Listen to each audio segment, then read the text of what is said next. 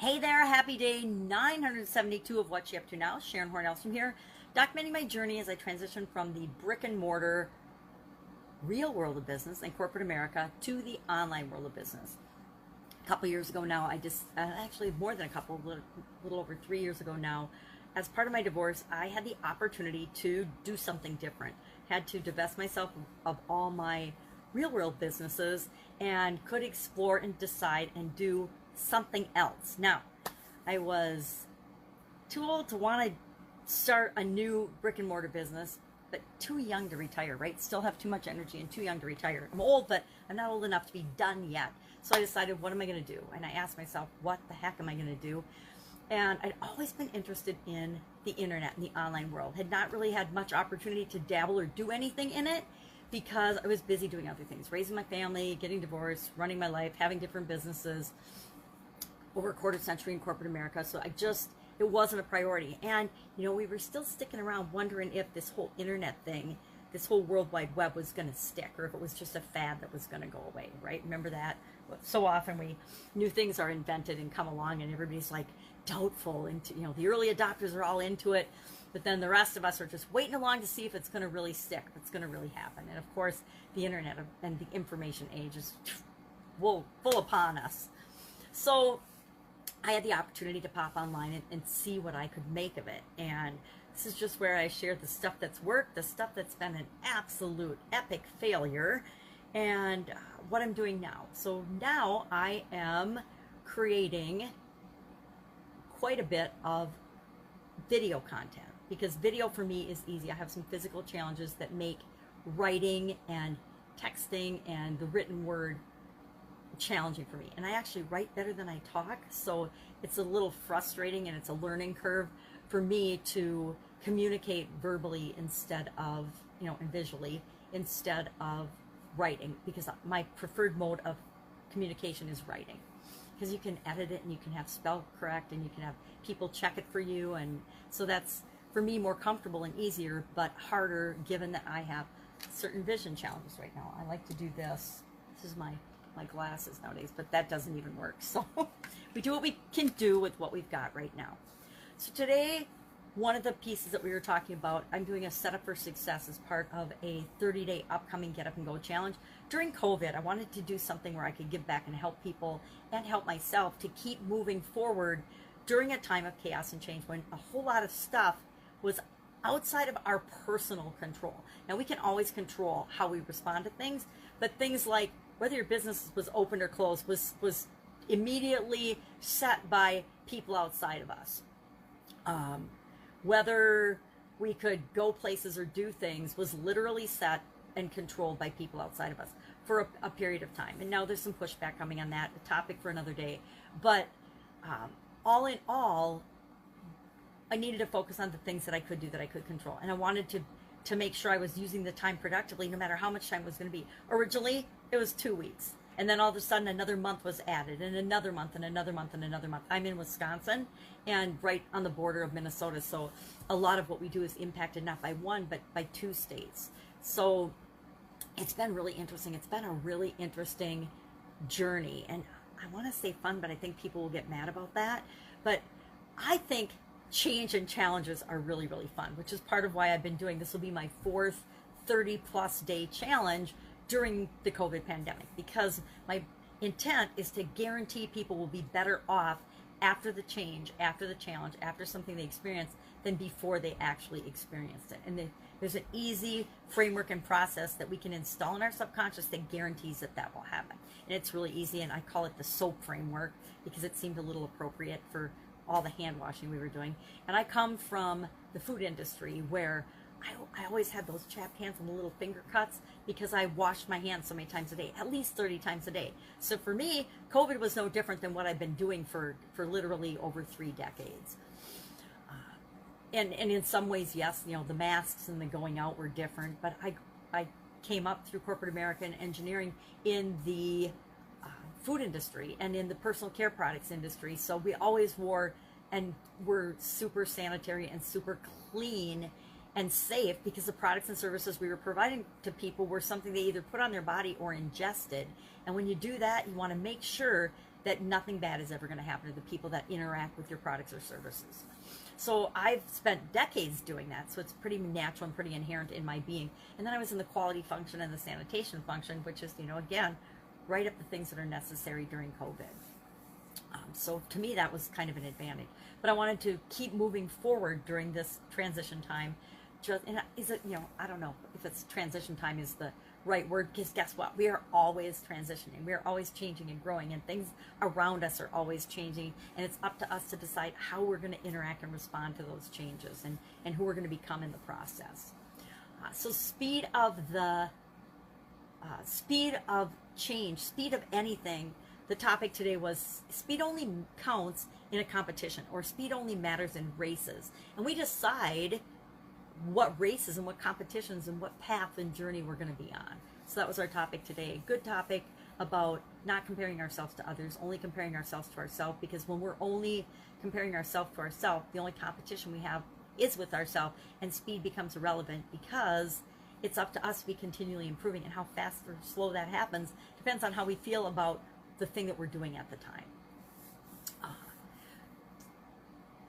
Supersize your business today. The topic was fly off the handle, which is, do we get angry and upset and out of control and furious about certain topics or situations, and what things tip us over and cause us to be upset and furious about them.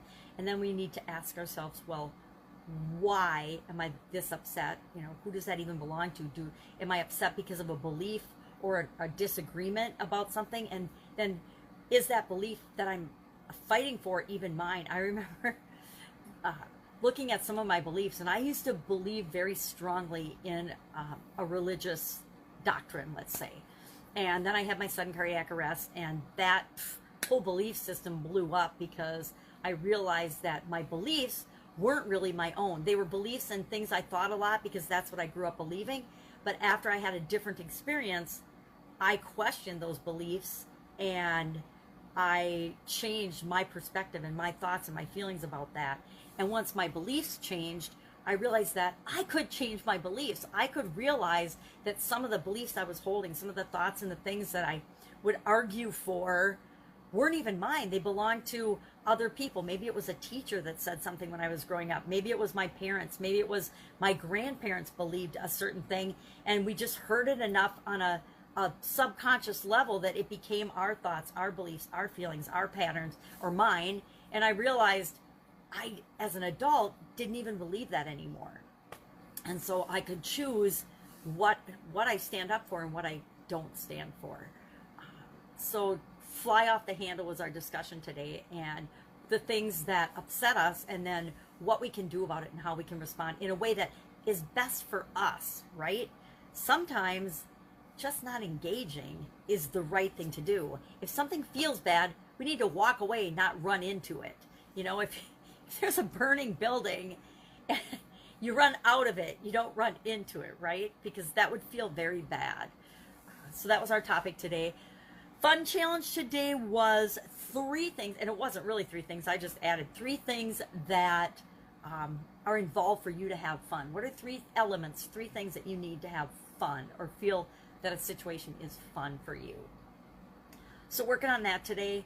Going to work on the book today. I'm in a 30 books in 30 days challenge, which for somebody visually challenged is indeed a push and a challenge. And I'm using it to help me write my book. I'm consuming books that help me write my book, and I am writing my book as part of that. And I'm using the challenges, the reading challenges, as a way to put processes and procedures and systems in place that help me to get the information I need to move forward in my life without having to literally read books from cover to cover, because that's not very feasible for me right now. And personally, listening to audiobooks, I have very little desire to do that. I am a visual person, which is kind of funny when I realize I'm a visual person, but auditory things and listening to things, I don't retain a whole lot of it. I know they say people do, but I don't so much. And usually it's because I listen when I'm out walking. I cannot sit in a chair and just listen to something.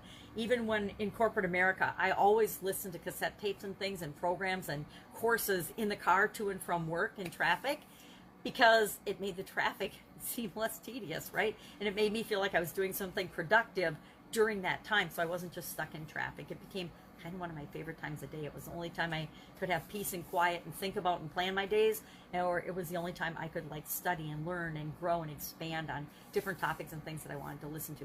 So even though I was listening, I was always driving as well. And I'm listening, I'm out walking in nature. And when I'm out walking in nature, guess what? Sometimes I get distracted and I'm paying attention to the cute little squirrels. I'm not paying attention to what I'm listening to. I also don't like that in audiobooks right now, and hopefully that this will be something that comes down the pipe, is a way to only listen to the parts I want to listen to. I'm learning as part of this reading challenge that, guess what? You don't need to read the whole book, because usually in a book, just like in anything else, 80% of the book is fluff and stories and added, and it doesn't really get you the main points and the information you need. And 20% of the book is really all you need to answer the questions and solve the problem, or get the information you need that you're reading the book for in the first place. So how do you filter out the 20% you need and just skip the 80% you don't need? How do you do that in an audiobook version? That's my new question today. I guess I just came up with a question. How do I do that in an audiobook?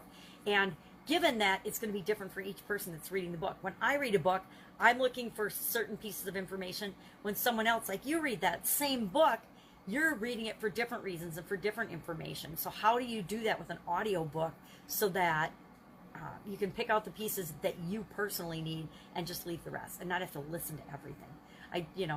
With some things I'll listen double speed and that helps, but other times, because our brains can comprehend something a lot faster than we can consciously think about it.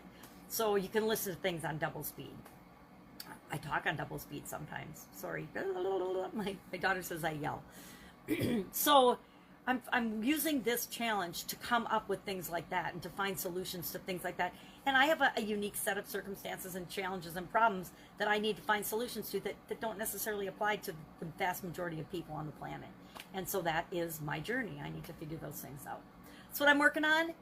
If I can help you anyway, ask in the questions below or send me a message. Otherwise, I will be with you tomorrow to update you on what I'm working on as I continue this journey from the offline brick and mortar world to the online world, from the real world to the fun world of the internet, which incidentally during COVID was the perfect thing to have done a couple of years ago. But it's never too late. You can start right now and create what you want to create and create your own sense of freedom and security, not depending on everyone else on the planet to mess with your existence. All right, have an awesome day. Catch you tomorrow.